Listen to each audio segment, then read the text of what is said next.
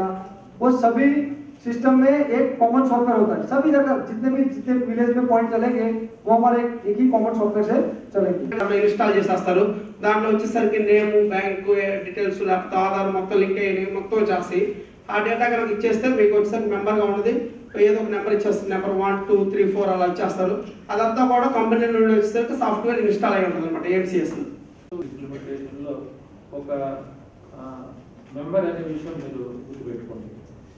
తర్వాత మరి ఇక్కడ ఇంకొక విషయం కూడా నేను ఇందాక ప్రస్తావించాను, ప్రభుత్వానికి సంబంధించిన కార్యకలాపాలు అంటే కొన్ని ప్రోగ్రామ్స్ కానీ కొన్ని స్కీమ్స్ కానీ ఇంప్లిమెంటేషన్ చేసేటప్పుడు అది మనకు అంత ప్రజలు అట్లాంటి కార్యక్రమాలు ఎగ్జిక్యూట్ చేస్తారు।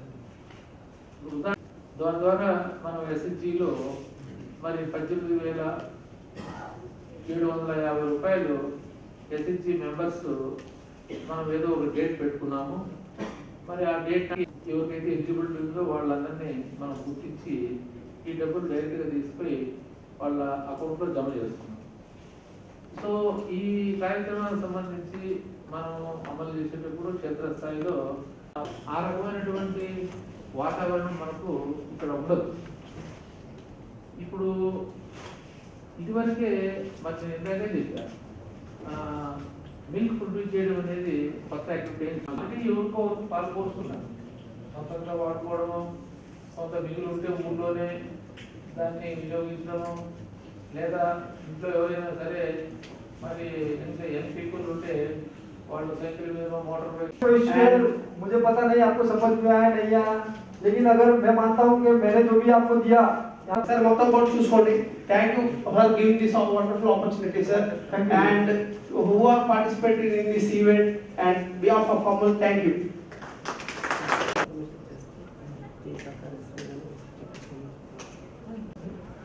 अभी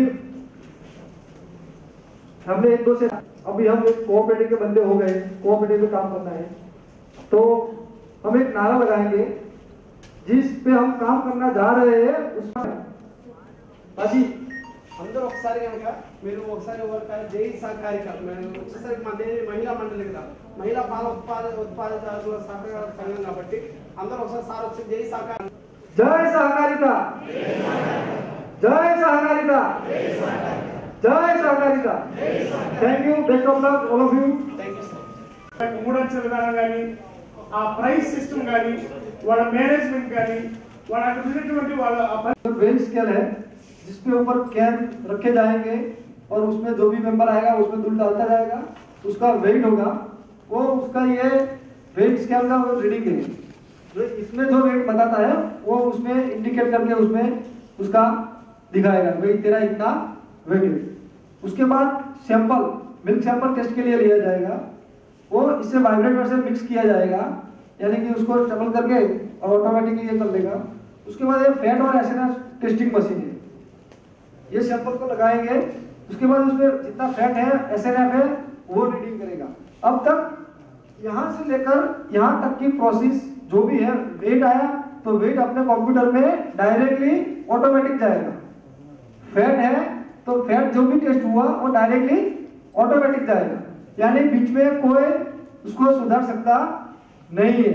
सिर्फ पर्ची निकालने के लिए ये डीपीयू है, इसमें कस्टमर के कोड नंबर डालेंगे, उसमें ये डेटा एंट्री होगी, उसके बाद यहाँ से प्रिंटर से पर्ची निकलेगी। ఇది వచ్చేసరికి వెయింగ్ స్కేల్ అంటారు। దీని మీద ఏదైతే ఉందో మిల్క్ క్యాన్ కనుక ఇందులో పెట్టేసి ఎవరైతే మిల్క్ ప్రొడ్యూసర్స్ ఉంటారో దాంట్లో వచ్చేసరికి వాళ్ళు కనుక మిల్క్ కనుక పోసేసినట్టయితే వాళ్ళు ఎంత పోస్తారు, ఎంత క్వాంటిటీ పోస్తారు ఇందులో మనకి డిస్ప్లే అయింది। ఆ తర్వాత వచ్చేసి శాంపిల్ తీసుకున్న ఇది వైబ్రేటర్, తర్వాత వచ్చేసరికి ఫ్యాట్ ఎస్ఎన్ఎఫ్ చెక్ చేయడానికి మిషన్ ఉంటుంది। ఈ వైబ్రేటర్ సహాయంతో మొత్తం వచ్చేసరికి ఫ్యాట్ ఎస్ఎన్ఎఫ్ కూడా క్యాలిక్యులేట్ అయిపోయి మొత్తం డిస్ప్లే అయింది అనమాట, ఈ డేటాలో ప్రాసెస్ అయింది। మనం వచ్చేసరికి ఎవరికైతే మనం ఇందాక ఎగ్జాంపుల్ కోడ్ నెంబర్ 1 2 3 అని ఎవరో ఒక మెంబర్స్ నేమ్ కోడింగ్ ఇచ్చేస్తామో వాళ్ళు కావాలంటే అది డైరెక్ట్గా ఇంకా అందులో మోడిఫై చేయడం సిస్టమ్ ఏదైతే ఉంటుందో మానిటర్ ఉంటుందో అందులో సాఫ్ట్వేర్ ఉంటుందో కోడ్ నెంబర్ 1 ఎంటర్ చేయగానే డైరెక్ట్గా ఎంటర్ ఇవ్వడంతో ఈ ప్రింటర్ ద్వారా వచ్చేసరికి మనకి రిసిప్ట్ వచ్చేసింది। మనకు అలానే వచ్చేసరికి 10 days కావాలంటే 10 days చూసుకోవచ్చు, లేదంటే మంత్లీ లైఫ్ టైం చూసుకోవాలన్నా చూసుకోవచ్చు। ఆ లైఫ్ టైంలో కూడా మీరు ఎప్పుడు పోసారు, లేకపోతే ఎన్ని గంటలకు పోసారు మిల్క్, మార్నింగ్ ఎన్ని గంటలకు పోసారు, ఈవినింగ్ ఎన్ని గంటలకు పోసారు, ప్రతిదీ ఆన్ రికార్డ్ లో ఉంటుంది, అది కూడా మొత్తం ప్రింట్ తీసుకోవడానికి కూడా అవకాశం ఉంటుంది అనమాట.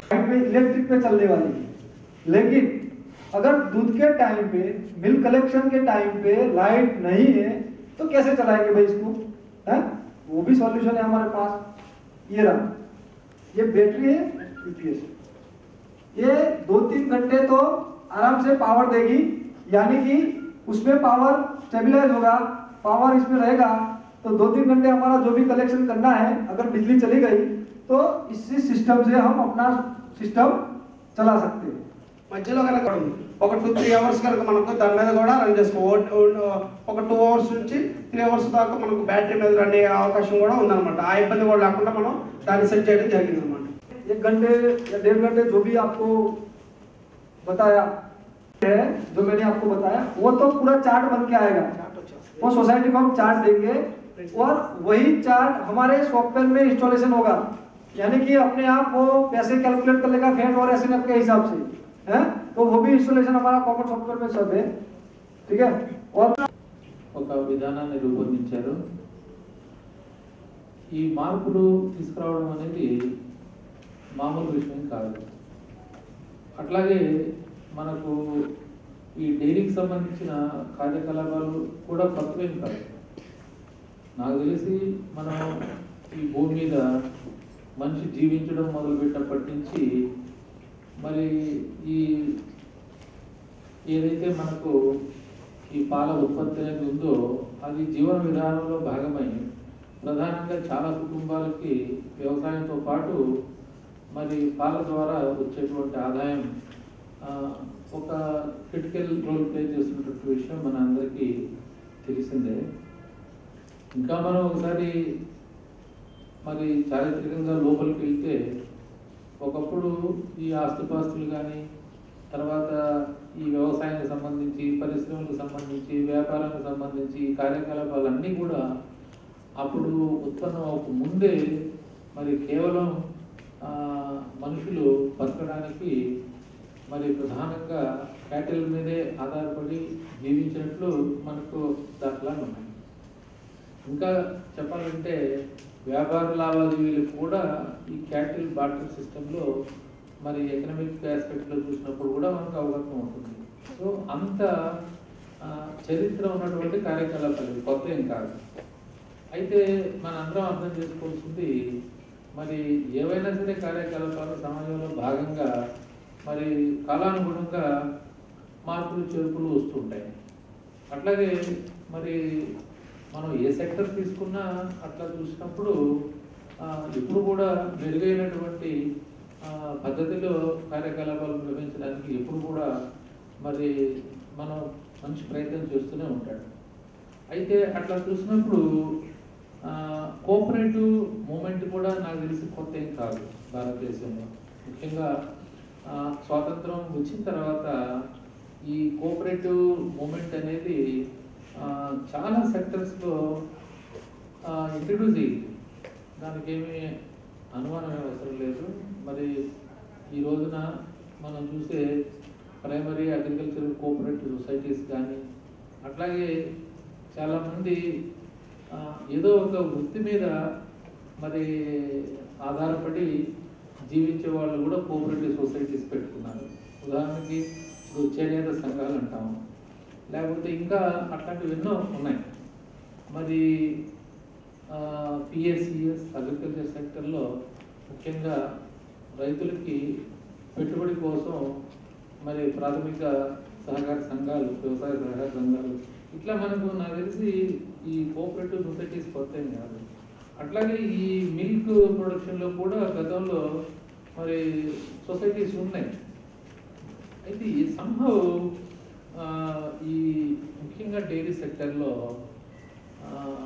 కొద్దిగా నిస్వార్థంగా ఈ సెక్టర్ దాని పాటికి స్వతంత్రంగా స్వేచ్ఛగా కార్యకలాపాలు నిర్వహించుకొని బలోపేతం అవ్వాలన్నటువంటి ఒక ఆలోచన సంభవ్ కాస్త అది మిస్ అయిందా.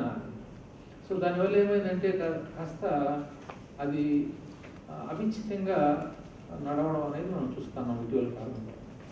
అట్లాగే మరి ఈ సెక్టర్లో వచ్చిన మార్పుల దృష్ట్యా కూడా ప్రైవేట్గా చాలా డైరీస్ అన్నీ కూడా ఎస్టాబ్లిష్ అయ్యి వాళ్ళు కూడా ఈ మిల్క్ కలెక్షన్ చేయడం మనం చూస్తూ ఉన్నాం.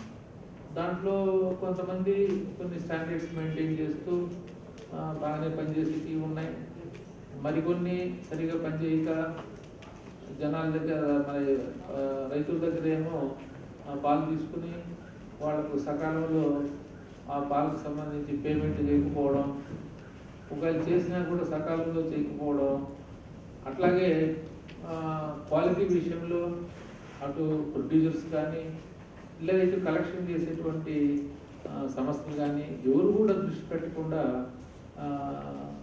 నడుస్తూ ఉన్నారు. అట్లాగే ఓ పక్క క్యాటిల్ పాపులేషన్ పెరిగే విధంగా కూడా ఆలోచన చేయకపోవడం, మరి ఉన్న క్యాటిల్లో ప్రొడక్టివిటీని ఎలా ఇంక్రీజ్ చేయాలనే విషయంలో కూడా దృష్టి పెట్టకపోవడం. ఇప్పుడు మనకంటే ఎన్నో చిన్న దేశాలు మనకంటే తక్కువ క్యాటిల్ పాపులేషన్ ఉండి మనకంటే ఎక్కువ మిల్క్ ప్రొడ్యూస్ చేస్తున్నారు. అట్లాగే క్వాలిటీ పరంగా చూసినా కూడా మరి భారతదేశంలో క్వాలిటీ ఇంకా కొన్ని డెవలప్డ్ కంట్రీస్లో క్వాలిటీతో పోల్చినప్పుడు మనం చాలా వెనకబడి ఉన్నామని చెప్పాలి. సో ఏదేమైనప్పటికీ dairy sector in spite of all these constraints ఈరోజు కూడా రూరల్ ఎకానమీలో ముఖ్యంగా బిలో పావర్టీ లైన్ ఫ్యామిలీస్ లైవ్లీహుడ్గా ఇది ఈరోజు కూడా వ్యవహరిస్తూనే ఉంది. సో ఈ నేపథ్యంలో మరి డైరీ సెక్టర్లో ఒక గుణాత్మకమైనటువంటి మార్పు తీసుకురావాలి. ఆ మార్పు యొక్క లక్ష్యం ఏమై ఉండాలి అంటే మరి అది ఈ మిల్క్ ప్రొడ్యూస్ చేసే వారి యొక్క ప్రయోజనాలు కాపాడే విధంగా ఉండాలి. సో ఈ దిశగా మరి రాష్ట్ర ప్రభుత్వం ఆలోచించిందని చెప్పి ఈరోజు మనం ఖచ్చితంగా చెప్పాలి. మరి ఈ రోజున ఈ డైరీ సెక్టర్లో భారతదేశంలో అగ్రగామిగా వ్యవహరిస్తున్నటువంటి అమూల్. సో అమూల్ అనేది ఈరోజు ఒక బ్రాండ్ నేమ్. వాస్తవంగా మరి పేరు అది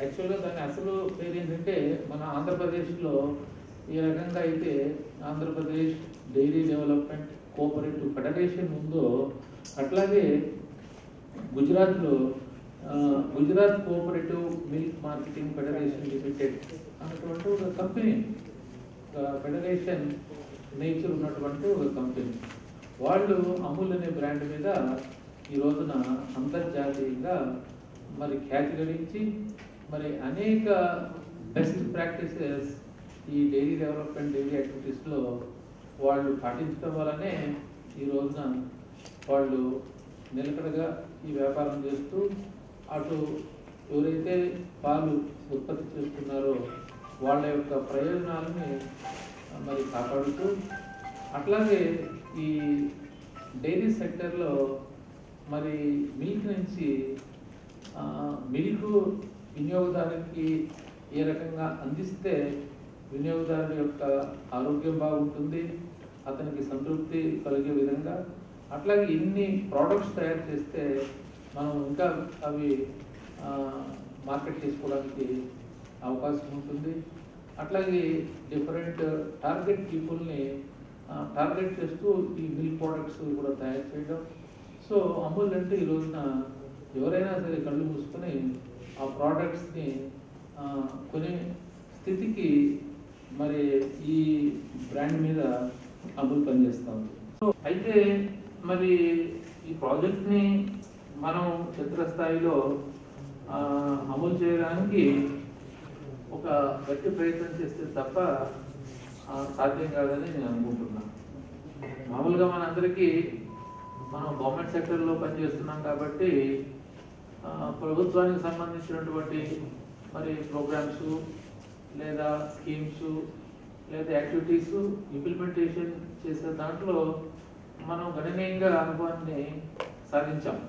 అయితే మరి ఇట్లాంటి ఒక ప్రాజెక్టుని మనం మరి అది సర్క్యులేట్ చేయాలంటే క్షేత్రస్థాయిలో మనం రొటీన్గా చేస్తే ఇది అవ్వదు అనేది నాకు అవగతం.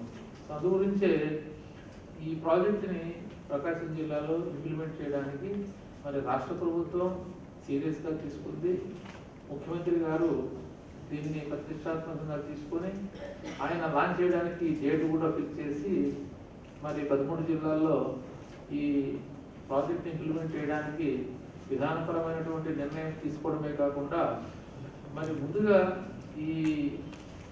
ఏ రకమైనటువంటి సాధక పథకాలు ఈ ప్రాజెక్టు అమలు చేసే ప్రక్రియలో మనకు ఎదురవుతాయి అనే కోణంలో మొదట 3 జిల్లాల్లో దీన్ని పైలట్ బేసిస్ మీద మరి టేకప్ చేయడానికి నిర్ణయం తీసుకోవడం జరిగింది. ఆ 3 జిల్లాల్లో ప్రకాశం జిల్లా ఒకటి, మిగతా 2 మరి కడప జిల్లా, చిత్తూరు జిల్లాలో ఉన్నాయి. సో అందు గురించే మనం పైలట్ ప్రాజెక్ట్ ఇంప్లిమెంటేషన్ చేసే అవకాశం మనకు వచ్చింది కాబట్టి మనం మన జిల్లాలో ఈ కార్యక్రమాన్ని గట్టిగా దీన్ని మనం అప్గ్రేడ్ చేయడానికి, ఆ తర్వాత స్టెబిలైజ్ చేయడానికి మన అందరం కూడా ఈ అమలు ప్రాజెక్ట్ టీమ్ లాగా పనిచేయాలి.